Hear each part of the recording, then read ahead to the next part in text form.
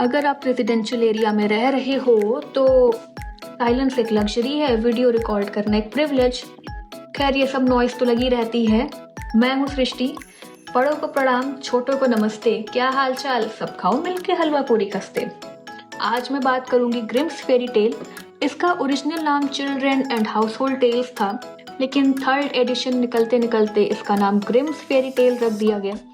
इसको लिखा था जेकब एंड विल्बर ग्रिम ने, और इसकी स्टोरीज ना तो चिल्ड्रन के लायक थी ना हाउस होल्ड टेल्स थी, क्योंकि इसमें काफ़ी उस समय के हिसाब से लोगों को लगता था कि काफ़ी डरावनी स्टोरीज हैं जो कि बच्चे पढ़ के डर जाएंगे। सही भी है। कल ये बुक आई है और मैं इसका इंडेक्स देख रही थी और मुझे पता चला कि रपुंजल और सिंड्रेला भी ग्रिम्स फेरी टेल्स का ही हिस्सा है। खैर फिंगरप्रिंट पब्लिकेशन ने ग्रिम्स क्लासिक्स भी निकाली है और इसको भी इन्होंने इतना बेहतरीन रेनोवेट किया है, इतना बेहतरीन अपग्रेड दिया है। See the gold.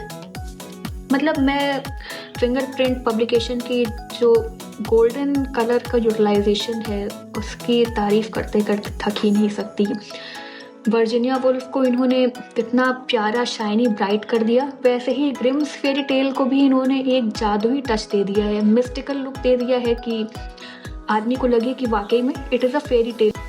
इस फेरी टेल बुक में जो स्टोरीज हैं वो यूजुअली 1 पेज की हैं या 2-3 पेज से ज़्यादा एक्सटेंड नहीं हो रही हैं।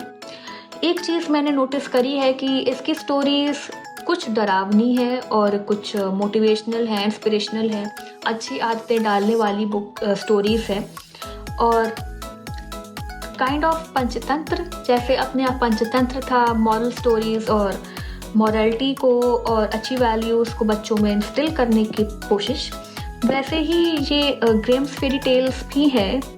और अच्छा ही हुआ कि इसका नाम इन्होंने ग्रिम्स फेरी टेल रख दिया, क्योंकि जैसे अपने आप पंचतंत्र है वो एवरग्रीन बुक है, वो किसी भी एज ग्रुप को टारगेट नहीं करती है।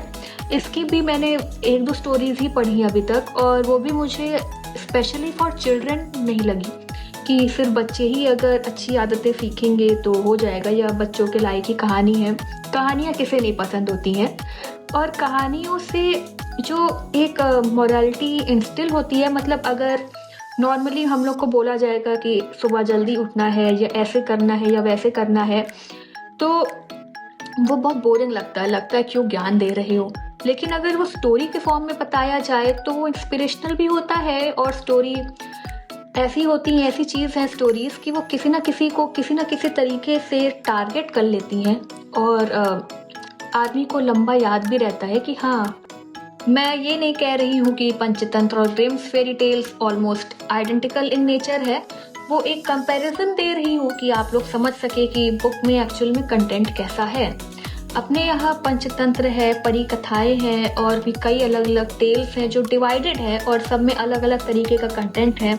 लेकिन ग्रिम्स फेरी टेल्स में आपको सब चीज़ें एक ही जगह पर मिल जाएंगी, मतलब अलग अलग मल्टी क्यूजीन बुक है अलग अलग टेल्स का स्वाद एक ही जगह आपको मिल जाएगा। बट एक बात तो है कि आपको बुक पढ़ के कुछ ना कुछ सीख ज़रूर मिलेगी, और इंटरेस्टिंग भी है।